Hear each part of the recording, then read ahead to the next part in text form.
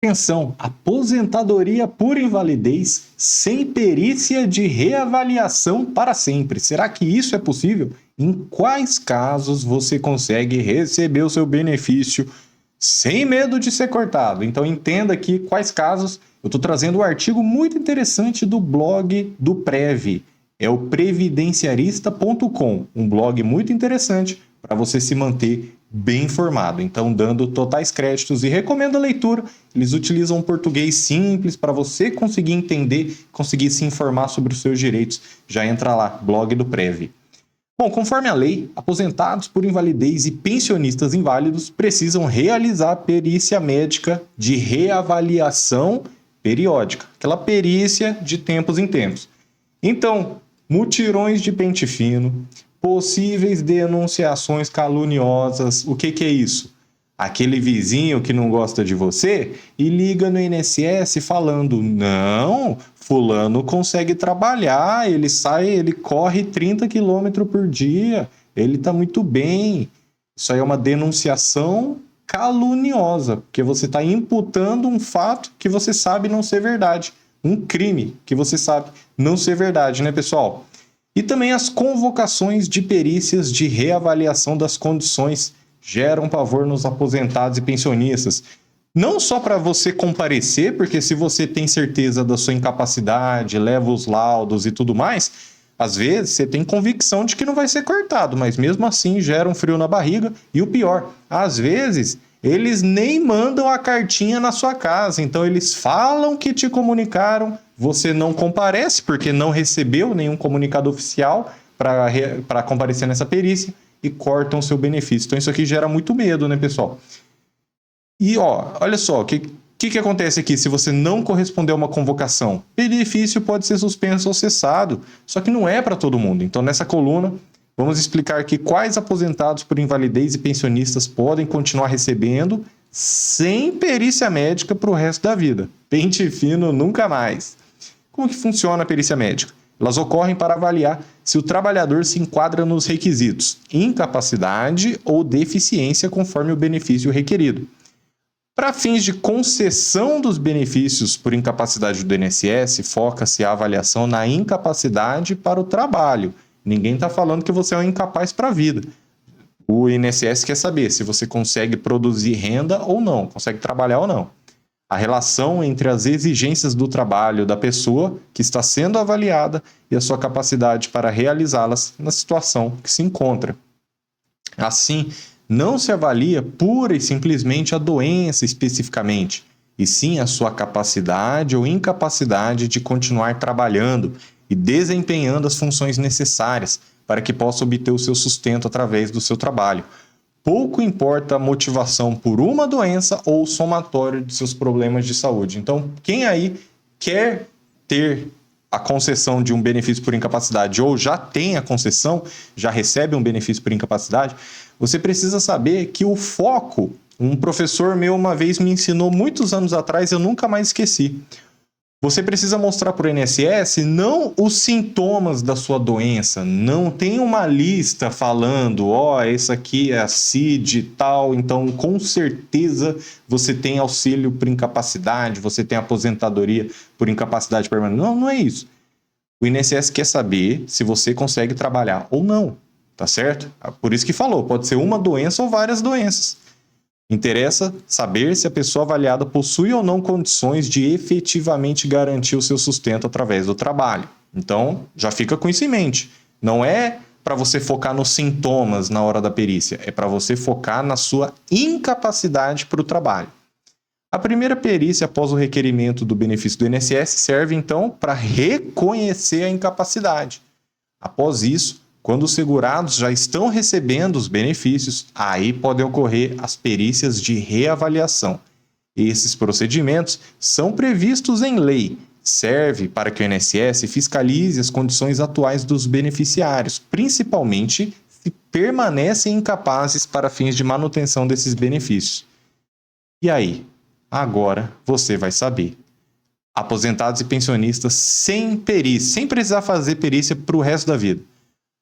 Existem algumas situações. É isento de perícia, atenção, não precisa fazer perícia e realização dos procedimentos. o aposentado por invalidez ou pensionista inválido que não retornou ao trabalho com mais de 55 anos de idade.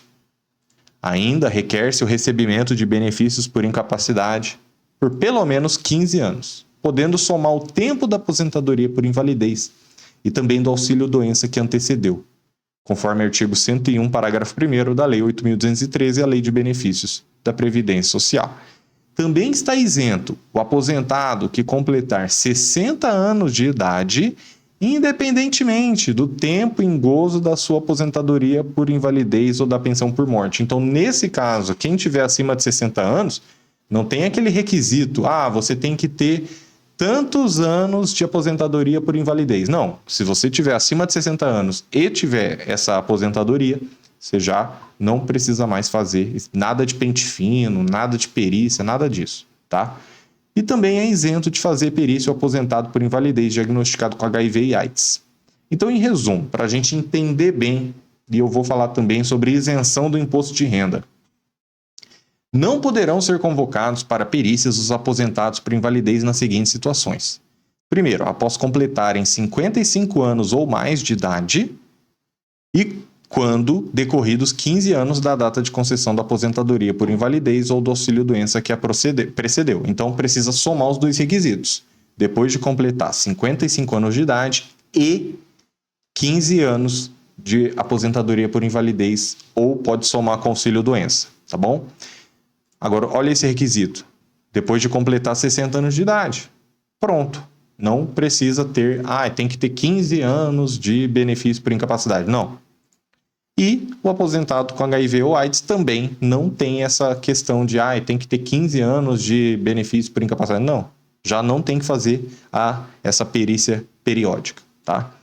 Nesses casos, só deverá ocorrer a perícia a pedido do próprio segurado quando esse se julgar apto e quiser voltar ao trabalho, ou caso o aposentado precise comprovar a grande invalidez. Atenção para isso aqui, é a necessidade permanente de outra pessoa, onde a perícia serve só para fins de concessão do acréscimo de 25%. Então você já deve ter ouvido falar que quem recebe um benefício por incapacidade, antiga aposentadoria por invalidez, pode ter direito a 25% a mais na sua aposentadoria, se comprovar a necessidade permanente de outra pessoa. Então, você pode pedir uma perícia nova. Aí, a pessoa pergunta, doutor, mas vamos supor, eu tenho um filho que me ajuda. Com esses 25% a mais que eu vou receber, eu tenho que contratar alguém, tenho que, que registrar, tenho que pagar, eu tenho que contratar alguém, ou eu posso receber os 25% e ser ajudado pelo meu genro, pelo meu filho, enfim, um exemplo, Sim, você pode continuar sendo ajudado. Você pode, inclusive, direcionar esses 25% para essa pessoa, tá? Não precisa contratar com CLT, com carteira assinada. Você pode. A lei te dá um direito, se você quiser. Agora, o requisito é se você precisar de ajuda permanente de alguém.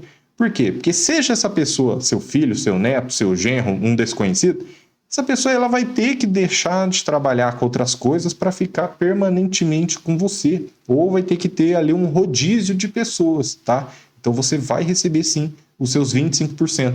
Você não precisa comprovar que contratou alguém, você só precisa comprovar que você precisa de alguém do seu lado todo o tempo, para ir no banheiro, para todas as atividades do dia, tá?